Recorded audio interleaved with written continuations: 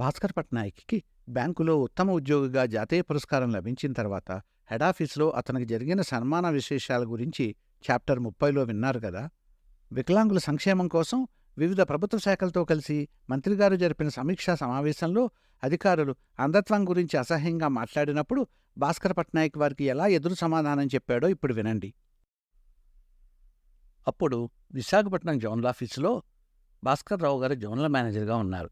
ఆయన కొంతమంది పెద్దవాళ్ళని రాష్ట్ర వికలాంగుల శాఖ సహాయక సంచాలకులు జనాబ్ షంషుద్దీ గారిని పిలిచి మాకు ఒక సన్మానం ఏర్పాటు చేశారు.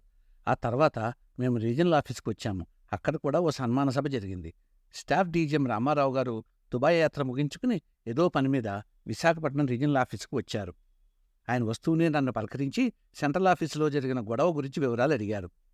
నేను మళ్ళా ఆయనకి అక్కడ జరిగిందంతా చెప్పుకువచ్చాను.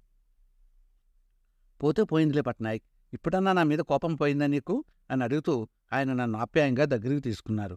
ఆ తర్వాత చాప్రాలోని శ్రేయోభిలాషులు, ఆంధ్రప్రదేశ్ రాష్ట్ర ప్రభుత్వం, విశాఖపట్నంలోని కొన్ని ప్రభుత్వేతర సంస్థలు మాకు సన్మాన సభలు ఏర్పాటు చేశాయి.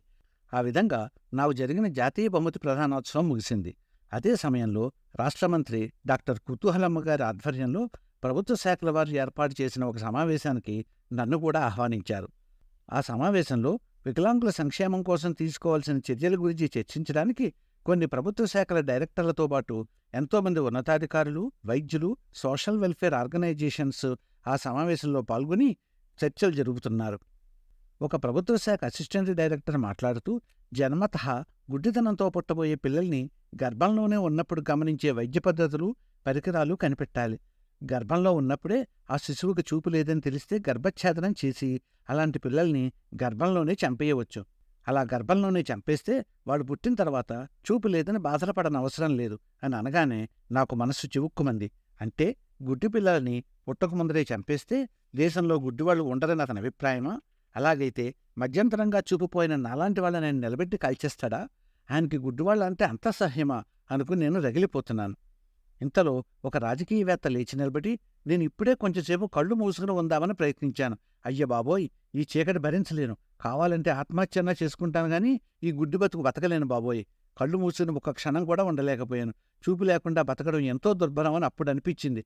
ఆయన చెప్పినట్లు చూపు లేకపోయినప్పుడు బతకడం కంటే చచ్చిపోవడమే మేలు అన్నాడు.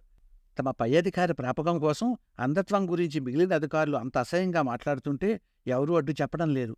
సభలో నుంచి ఇంకా ఇంకా సానుభూతి శబ్దాలు వినిపిస్తున్నాయి. వాళ్ళు మాట్లాడుతున్న మాటలు వింటుంటే నాకు కంపరం కలిగింది. నిండు సభలో అంధుల గురించి అధికారులు అలా మాట్లాడుతుంటే నాకు చాలా కోపం వచ్చింది. అంధుల పట్ల జనాభిప్రాయం ఎలా ఉండేదో మీరు తెలుసుకోవడం కోసం ఆ రోజున వాళ్ళు మాట్లాడిన మాటల్ని ఇక్కడ యథాప్రకారం చెప్పుకొచ్చాను. ఎందుకంటే అలాంటి రాక్షసులు కూడా లోకంలో ఉండేవారని మీరు అర్థం చేసుకోవాలి. నేను ప్రేక్షకుల్లో ఒకటిగా కూర్చుని నా చుట్టూ ఉన్న సభా ప్రాంగణంలో వెల్లువలాగా పొంగి పొర్లుతున్న సానుభూతి పవనాల్ని గమనిస్తున్నాను. ఇంతలో అంధుల సంక్షేమం కోసం ప్రభుత్వం చేపట్టిన సంక్షేమ కార్యక్రమాల గురించి సలహాలు, సూచనలు ఇవ్వమని అధికారులు నన్ను అడిగారు. నేను అప్పటికే జాతీయ పురస్కారం అందుకోవడంతో స్థానికంగా నాకు ఒక గుర్తింపు వచ్చింది. నన్ను కూడా సమావేశాలకు పిలిచి అలాంటి విషయాల మీద అభిప్రాయాలు చెప్పమని అడుగుతున్నారు. నేను మొదట ప్రభుత్వం చేపట్టిన సంక్షేమ కార్యక్రమాల గురించి మంచిగానే మాట్లాడాను. ఎందుకంటే ప్రభుత్వం యొక్క చిత్తశుద్ధిని మనం ఎప్పుడూ సందేహించవలసిన పని లేదు. తర్వాత ఆ సంక్షేమ కార్యక్రమాలను అమలు చేయవలసిన అధికారులు అంగవికలుల పట్ల, అంధుల పట్ల ఎంత ఉదాసీనతతో వ్యవహరిస్తున్నారో చెప్పడం మొదలుపెట్టాను. ప్రభుత్వం సంక్షేమ కార్యక్రమాల కోసం డబ్బు కేటాయించడంతోటే ప్రభుత్వ బాధ్యత తీరిపోదు. అవి ఎంతవరకు అవసరమైన వ్యక్తులకు చేరుకుంటున్నాయో తెలుసుకోవాల్సిన బాధ్యత కూడా వారి మీద ఉంది. సంక్షేమ కార్యక్రమాలను అమలు చేయవలసిన ప్రభుత్వ శాఖల పనితీరులో ఎన్నో మార్పులు చేయవలసి ఉంది. మా సంక్షేమం కోసం అందులోని అధికారులకు ఎంతో డబ్బు జీతాల రూపంలో ఇస్తున్నారు. కానీ ఆ అధికారులు మాలాంటి వికలాంగులను ఒక మనిషిగా చూడటానికి కూడా అంగీకరించడం లేదు. మాకు రావలసిన గౌరవం మాకిచ్చి చట్టప్రకారం మాకు ఇవ్వాల్సిన రక్షణ కావాలని మాత్రమే మేము అడుగుతున్నాము. అంతేగాని మాకు మీ సానుభూతి అవసరం లేదు. మమ్మల్ని మీ ప్రభుత్వ ఆఫీసుల్లో గౌరవంగా ఎందుకు చూడరు? అంగవైకల్యం రావడం మేము చేసిన తప్పు కాదు గదా. మాకు మీరు చేయవలసిన సేవల్ని మా హక్కులాగా కాకుండా దానం చేస్తున్నట్లుగా ఎందుకు భావిస్తున్నారు? మా హక్కులను అమలు చేయడం కోసం మీకు జీతాలిస్తున్నారు అని ఎందుకు గుర్తించరు? నేను ఈ విధంగా ప్రభుత్వ అధికారుల బాధ్యతారాహిత్యం గురించి మాట్లాడుతున్న సమయంలో ఒక అధికారి నా దగ్గరకు వచ్చి మంత్రిగారి సమయం వృధా చేయకుండా ఉపన్యాసం ముగించమని చెప్పాడు. అతని గొంతులో కంగారు వినిపిస్తోంది. నేను అడుగుతున్న విషయాలు అక్కడ ఉన్న ప్రభుత్వాధికారులకి మింగుడు పడటం లేదని నాకు తెలుసు.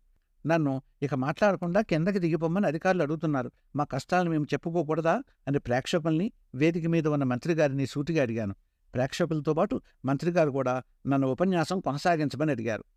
వికలాంగుల సంక్షేమం చూడవలసిన ప్రభుత్వ శాఖల్లో వారి పట్ల సానుభూతి ఉన్న ఉద్యోగాలను వెయ్యాలి కానీ నేరం చేసిన వారికి శిక్ష వేయడం కోసం ఇక్కడ నియమించకూడదు. అప్పుడే ఆ ఉద్యోగులు వికలాంగుల సంక్షేమం కోసం మనస్ఫూర్తిగా పనిచేయగలుగుతారు. ప్రభుత్వ శాఖల్లో వికలాంగుల సంక్షేమం కోసం ఎప్పుడైనా విధానపరమైన నిర్ణయాలు తీసుకుంటున్నప్పుడు వికలాంగులను కూడా ఆ చర్చల్లో భాగస్వాములు చేయాలి. అప్పుడే ప్రభుత్వం సరియైన నిర్ణయాలు తీసుకోగలుగుతుంది. వికలాంగులకు వారి శారీరక మానసిక లక్షణాలను బట్టి ఉద్యోగ ఉపాధి అవకాశాలను కల్పించాలి కానీ ప్రభుత్వ లెక్కల కోసం ఏదో ఒక ఉద్యోగం కోసం ఉత్తరం పంపి చేతులు దులిపేసుకోకూడదు.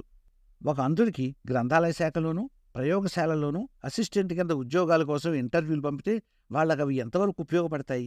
వికలాంగులకు వారు పని చెయ్యగలిగే ఉద్యోగాలలో మాత్రమే నియమించాలని నియమాలు చెబుతుంటే వారు చెయ్యలేని పనులను ఇచ్చి చెయ్యమనను శాసన ధిక్కారమే గదా.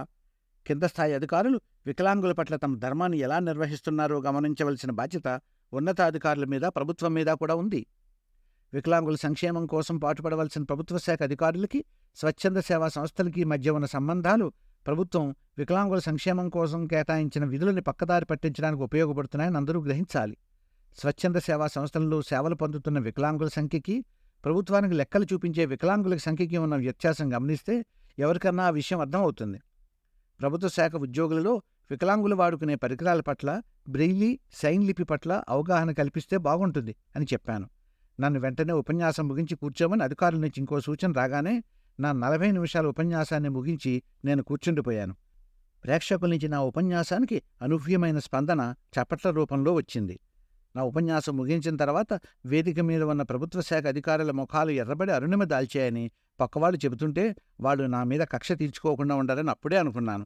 మంత్రిగారు కూడా ఆవిడ ఉపన్యాసంలో నేను చెప్పిన విషయాలు చాలా వరకు ప్రస్తావించడం, నాతో స్వయంగా మాట్లాడటం కూడా జరిగింది. ఇంతలో స్వచ్ఛంద సేవా సంస్థ నడిపే ఒక స్త్రీ నా దగ్గరికి వచ్చి నేను సాంఘిక సంక్షేమ శాఖ అధికారుల మీద అంత పెద్ద నేరారోపణ చేయడం ఎంత తప్పో చెప్పి నన్ను తిట్టిపోసింది. నువ్వు అధికారుల మీద అన్ని నేరారోపణలు చేస్తే ఆ కక్షను మనసులో పెట్టుకుని వాళ్ళు మిగతా వికలాంగులకు ఎంత అపకారం చేస్తారో నువ్వు ఊహించావా? వికలాంగులకు హక్కులుండవు. వాళ్ళు ప్రభుత్వం యొక్క దయాదాక్షిణ్యాల మీద ఆధారపడి ఉన్నారు. మీరు వాళ్ళ కాళ్ళా వెళ్లా పడి బతిమలాడుకుంటేనే మీకు ప్రభుత్వ పథకాలు అందుతాయి. ఇప్పుడు నువ్వు వేదిక మీద కూర్చున్న కూతలకు త్వరలోనే శాస్తి అనుభవిస్తావు. వికలాంగులు పనికిమాలిన వాళ్ళు. మీ భావాలను మీరు మనసులోనే దాచుకోవాలి గాని ఇలా రోడ్డుకి కరవకూడదు. మీరు ఇలాగే ప్రవర్తిస్తే మీకు మాలాంటి వాళ్ళు సేవలు అందించలేరు అని విసురుగా వెళ్ళిపోతుంటే ఆవిడ కట్టుకున్న పట్టుచీర తాలూకు పెళపెళ్లలు నాకు వినబడుతున్నాయి. మరుసటి రోజు ఉదయాన్నే నేను మా చెల్లితో కలిసి ఆఫీసుకు నడుచుకుంటూ వెడుతున్నప్పుడు ఒక ప్రభుత్వ శాఖ అసిస్టెంట్ డైరెక్టర్ స్కూటర్ మీద వెడుతూ నా పక్కన ఆగి నన్ను పలకరించాడు. అతనే నిన్న మీటింగ్లో గుడ్డివాళ్లను పుట్టకముందరే చంపేయాలని సభాముఖంగా చెప్పిన ప్రబుద్ధుడు. పట్నాయక్, నిన్నటి ఫంక్షన్ ఎలా ఉంది అని అడిగాడు. బాగానే జరిగింది సార్ అన్నాను. నీ ఉపన్యాసం మాత్రం చండాలంగా ఉంది అన్నాడు అతను కోపంగా. మీ కోపానికి కారణం నేను అర్థం చేసుకోగలను సార్, కానీ మీరు చేసే ప్రతిదానికి తల ఊపి ఒప్పుకునేవాడిని మాత్రం కాదు నేను అన్నాను. ఆయన నన్ను మాటలతో పొడవటం ఆపలేదు. నువ్వు మాట్లాడే మాటలు వినవలసిన అవసరం నాకు లేదు. నోరు మూసుకుని నేను చెప్పేది మాత్రం నువ్వు విను. మేము మీకోసం అహోరాత్రాలు కష్టపడి పనిచేస్తున్నాము. అలాంటి ప్రభుత్వాధికారుల గురించి చాలా చాలా అసహ్యంగా మాట్లాడావు. మీ వికలాంగులు కృతజ్ఞులు అని నేను అందుకే అంటాను. అందుకనే దేవుడు మిమ్మల్ని అలా శిక్షించాడు.